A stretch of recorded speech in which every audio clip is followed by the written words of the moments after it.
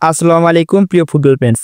GR football নিউজে আপনাকে স্বাগতম, যেটি আপনার একমাত্র বিশ্বস্ত ফুটবল ঘাঁটি। সো আপডেট পেতে সাবস্ক্রাইব করুন, আর হ্যাঁ, লাইক কমেন্ট করতে ভুলবেন না কিন্তু। আজকের আলোচনায় তুলে ধরেছি বাংলাদেশ বনাম ভুটানের শক্তিত জায়গা থেকে কে এগিয়ে থাকবে।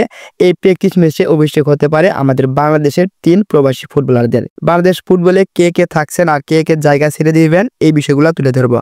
ভুটানের বিরুদ্ধে এটা একটা শুধু প্র্যাকটিস ম্যাচ নয়, এটা হলো ভবিষ্যতের বাংলাদেশ দল তৈরির একটা এক্সপেরিমেন্টাল ল্যাব। কারণ এই ম্যাচে প্রথমবারের মতো মাঠে নামছেন প্রবাসী এবং বেঙ্গলি টাইগাররা। প্রবাসীদের আগমন বদলে যেতে পারে বাংলাদেশের ফুটবল স্কোয়াড। ফাহমিদুল ইসলাম ইউকে থেকে ডান প্রান্তে বাজ কাফানো একজন ফরওয়ার্ড, অন্যদিকে কানাডার সমিত ছম টেকনিক্যাল প্লেমেকার এবং জার্মানির Cuba Mitchell bulldozer centre back. এদের মধ্যে ফারহান আলী ওয়ালিদ কাবরের চোখে ফিউচার লিডার হিসেবে বিবেচিত। এই তরুণ যোদ্ধার শুধু নতুন মুখ নয়, নতুন মেন্টালিটি এনেছেন, আরও এনেছেন পজিশন সেন্স, পাসিং রেঞ্জ এবং গেম রিডিং। বাংলাদেশ দল এই ম্যাচে তরুণ তারুণের মিশেলে দল সাজাবে কোচ কাবরেরও সম্ভাব্য একাদশে থাকতে পারেন যারা।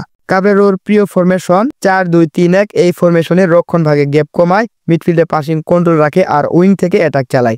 এছাড়া এই ম্যাচে দেখা যেতে পারে দুইজন holding midfielder, Jamal Bhuiyan plus Hamid Shom, অথবা হামজা চৌধুরী এবং জামাল ভুঁইয়াকে। আক্রমণের তৈরি রাকিব, রবিউল এবং ফাহমিদুল ইসলাম এবং একজন সেন্টার ফরওয়ার্ড মতিন মিয়াকে দেখা যেতে পারে। এই ম্যাচে দেখার মতো 3টি জিনিস আপনাদের সামনে উল্লেখ করব। প্রবাসীদের কম্বিনেশন বনাম ভুটানের পাসিং, কিউবা ও তোপির জুটির রক্ষণ, জামাল সামিতের মিডফিল্ডের ম্যানেজমেন্ট। চলুন এবার দেখা যাক 4-2-3-1 ফরমেশনে কে কে জায়গা পেতে পারেন। দলে গোলরক্ষক হিসাবে মিতুল মার্মা বরাবরই সুযোগ পেতে পারেন, কেননা তিনি বর্তমানে ক্লাব পারফরম্যান্সে অনেক ক্লিন শট রেখেছেন। তার খেলার দক্ষতাগুলো অনেক চোখ ধাঁধানো ছিল, যা ভালো লেগেছে আমার এবং ভালো লাগতে পারে আপনাদেরও। ডিফেন্সে তপু বর্মন, কিউবা মিচেল যার অভিষেক হতে পারে, তারেক গাজী এবং ইয়াসিন আরাফাতকে দেখা যাবে। মিডফিল্ডে ক্যাপ্টেন জামাল ভুঁইয়া এবং সামিদ শম ও হামজা চৌধুরীকে দেখা যেতে পারে। অ্যাটাকিং মিডফিল্ডে রবিউল হাসান এবং লেফট উইঙ্গে ফাহমিদুল ইসলাম এবং রাইট উইঙ্গে রাকিব হোসেনকে দেখা যেতে পারে। সেই কম্বিনেশন যেখানে অভিজ্ঞতা ও তরুণের শক্তি একসাথে রয়েছে। পরিশেষে আবারও আপনাদের মনে জাগিয়ে দিতে চাই, ভুটান ম্যাচ মানে শুধু 90 মিনিটের খেলা নয়, এটা হচ্ছে একটা নিউ জেনারেশনের ট্রায়াল। এই ম্যাচে যারা পারফরমেন্স করবে তারা জায়গা করে নিতে পারে বিশ্বকাপ বাছাই পর্বের স্কোয়াডে। তাহলে প্রশ্ন হচ্ছে, কে হবে বাংলাদেশের নতুন নায়ক? কমেন্টে লিখে জানান আপনার পছন্দের খেলোয়াড়ের নাম। এখন আলোচনা করব এই দুই দলের শক্তিমত্তা নিয়ে। ভুটান যদিও ফিফা র্যাঙ্কিংয়ে বাংলাদেশ থেকে একটু পিছিয়ে রয়েছেন, তারপরেও বাংলাদেশ থেকে তারা ততটা দুর্বল নয়। তবে বাংলাদেশের কোচ হাবিয়ার কাবরেরো এবং বাফুপে চেয়েছিলেন আরও উন্নত মানের বেশ কিছু শক্তিশালী প্রতিপক্ষের সাথে এই প্র্যাকটিস ম্যাচটি খেলার জন্য। অনেক চেষ্টা ও প্রতীক্ষার পরে তারা অবশেষে এই ভুটানকে বেছে নিয়েছেন। তবে এখানে আলোচনা করব ভুটান ও বাংলাদেশের শক্তির দিক নিয়ে। ভুটান বাংলাদেশ থেকে ফিফা র্যাঙ্কিংয়ে বেশ কিছু পিছিয়ে থাকলেও তাদের শক্তিকে অবহেলা করতে নেই।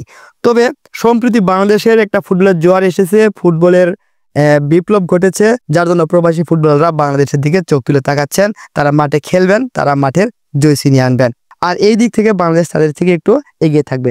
তো আশা করি শুধু ভুটান নয়, পরবর্তীতে সিঙ্গাপুরের ম্যাচ এবং ভারতের যে ম্যাচগুলো আছে বিশ্বকাপ বাছাই পড়বে কিংবা এশিয়া বাছাই পড়বে, এই ম্যাচগুলোতে বাংলাদেশ ফার বেটার করবে এবং উন্নত মানের দল হিসেবে তাদের নিজেদের পরিচয় তুলে ধরবে। তবে যদি প্রবাসীরা যেভাবে আসছেন এবং খেলতে চাচ্ছেন, সম্মতি দিচ্ছেন, বাফুয়ে যদি তাদের সাথে এভাবে তালমিল চলতে পারে, বাংলাদেশ ফার বেটার একটা টিম হতে পারে। আবারও আপনাদের মনে জাগিয়ে দিতে চাই, ভুটান ম্যাচ মানে শুধু 90 মিনিটের খেলা নয়, এটা হচ্ছে একটা নিউ জেনারেশনের ট্রায়াল।